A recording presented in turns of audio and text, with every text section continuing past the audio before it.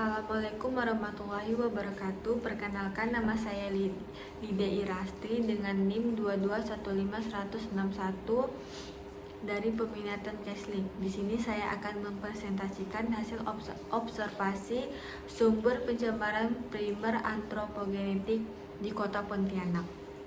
Submateri yang pertama yaitu adalah sumber pencemaran primer antropogenetik, yang kedua adalah jenis karakter primer, yang ketiga adalah upaya pengendalian sumber primer, yang keempat adalah penjelasan apakah sumber pencemaran dapat menjadi pencemaran sekunder. Sumber pencemaran antropogenetik bergerak. Sumber pencemaran ini umumnya berkaitan dengan transportasi aktivitas manusia sehari-hari. Beberapa contohnya antara lain kendaraan bermotor, emisi gas buangan kendaraan bermotor, mengandung karbon monoksida, nitrogen oksida, hidrokarbon, dan partikulat. Pesawat terbang, emisi gas buangan pesawat terbang mengandung nitrogen oksida dan partikulat. Pencemaran primer di Kota Pontianak.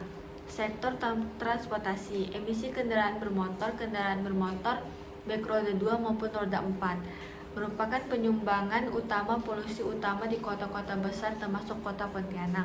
Penggunaan bahan bakar fosil dalam transportasi meningkatkan emisi gas rumah kaca yang berkontribusi pada perubahan iklim.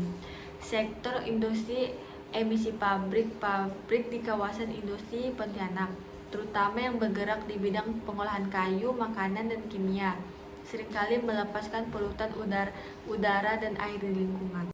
1. Sumber primer antropogenetik. Pencemaran primer antropogenetik mengacu pada zat pencemaran yang langsung dilepaskan di lingkungan oleh aktivitas manusia dalam bentuk aslinya. Dengan kata lain, zat pencemaran ini tidak mengalami perubahan kimiawi sebelumnya memasuki lingkungan. Sumber-sumber pencemaran ini seringkali menjadi titik awal dari berbagai masalah lingkungan yang lebih kompleks. Sumber pencemaran primer antropogenetik tidak bergerak. Sumber pencemaran ini umumnya berasal dari kegiatan industri dan pembangkitan energi. Beberapa contoh antara lain pabrik, industri manufaktur menghasilkan limbah berupa partikel debu, gas beracun seperti sulfur dioksida, nitrogen dioksida, dan senyawa organik volatil atau VOCs.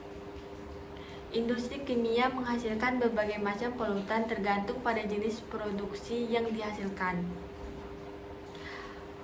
Industri pengolahan makanan menghasilkan limbah organik yang dapat menyebabkan bau tidak sedap dan menarik serangan insenator. Pembakaran sampah menghasilkan berbagai macam polutan termasuk dioksin dan furan. Aktivitas konstruksi. Aktivitas pembangunan pengalian tanah menghasilkan debu yang mengandung partikulat mater yang dapat menyebabkan masalah kesehatan. Tips mengidentifikasi sumber pencemaran udara. Mengidentifikasi sumber pencemaran udara dapat dilakukan dengan pemasangan alat pemantauan kualitas udara dan menghasilkan sampel udara. Pengamatan visual sensorik. Asap. Perhatikan adanya asap dari cerobong pabrik, pembakaran sampah, atau kendaraan. Analisis data kualitas udara stasiun pemantauan kualitas udara. Cari data dari stasiun pemantauan terdekat. Data ini biasanya menunjukkan konsentrasi polutan seperti PM2.5, PM10, dan SO2. Jenis-jenis karakteristik bahan pencemar. Gas-gas berbahaya. Karbon monoksida atau CO, gas tidak berwarna dan tidak berbau, dihasilkan dari pembakaran tidak sempurna bahan bakar fosil. Sulfur dioksida atau SO2, gas berbau tajam, dihasilkan dari pembakaran bahan bakar fosil yang mengandung sulfur. Senyawa organik volatil atau VOCs, senyawa organik yang mudah menguap pada suhu kamar. Contohnya adalah benzena, toluena, dan Kelen. Sumbernya bisa dari cat, pelarut, dan bahan bakar kendaraan. Partikulat materi atau PM10.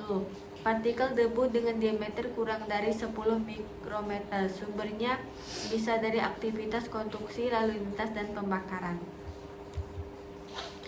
3. Upaya pengendalian sumber pencerna. Sektor transportasi, peningkatan kualitas bahan bakar, penerapan standar emisi yang lebih ketat untuk kendaraan bermotor. Sektor industri, penerapan standar emisi, penegakan peraturan lingkungan yang ketat terhadap industri.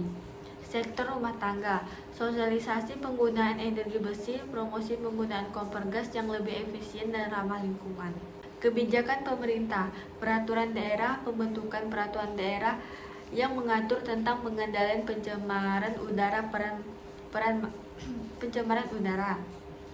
Ada peran masyarakat, partisipasi aktif. Masyarakat didorong untuk berperan aktif dalam menjaga kualitas udara, misalnya dengan tidak membakar sampah sembarangan dan menggunakan transportasi umum.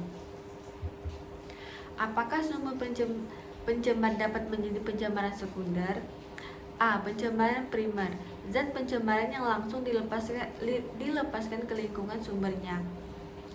Contohnya adalah asap kendaraan bermotor yang langsung mengeluarkan karbon monoksida atau CO2 ke udara. B. Pencemaran sekunder, zat pencemaran yang terbentuk dari reaksi kimia antara pencemaran primer dengan komponen lain di lingkungan. Contohnya pembentukan ozon atau O3 di atmosfer akibat reaksi antara nitrogen, oksida NOx, dan hidrokarbon yang berasal dari emisi kendaraan. Reaksi fotokimia,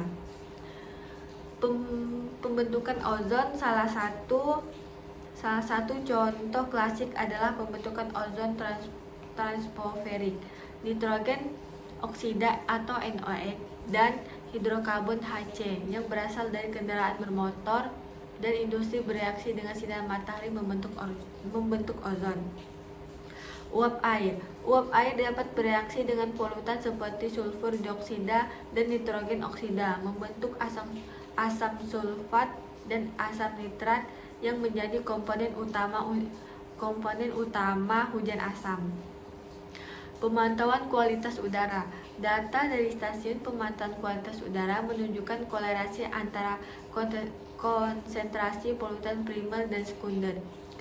Ketika konsentrasi NOx dan HC meningkat, biasanya diikuti oleh peningkatan konsentrasi ozon. Model simulasi. Model-model komputer digunakan untuk memprediksi pembentukan polutan sekunder berdasarkan emisi polutan primer dan kondisi atmosfer.